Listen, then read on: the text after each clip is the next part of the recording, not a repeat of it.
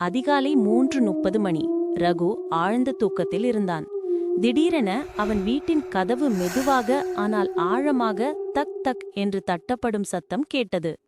ரகு அலறி எழுந்து கடிகாரத்தை பார்த்தான். ரகு அதிர்ச்சியில் பின்னால் நகர்ந்தான். கண்ணால் பார்க்கும்போது யாரும் இல்லை, ஆனால் சத்தம் மட்டும் கேட்கிறது. மனைவி சுமதி இப்போது அழுதவாறே, "தயவு செய்து திறக்காதீங்க" என்றாள். ரகு தைரியத்தை வரவழைத்துக் கொண்டு கதவை சட்டென திறந்தான். வெளியே அந்த பகுதியிலிருந்த ஒரே ஒரு தெருவிளக்கை தவிர வேறு எதுவும் இல்லை. ரகு குழப்பத்துடன் திரும்பி மனைவியை பார்த்தான். ரகு கதவை திறந்து திரும்பிய போது மனைவி சுமதி இருந்த இடத்தில் அவளை காணவில்லை.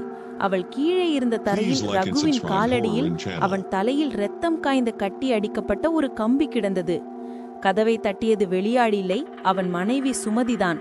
அவளை கொலை செய்துவிட்டு அவளுடைய ஆவி கதவை தட்டி அவனை வெளியே வரவழைத்திருக்கிறது.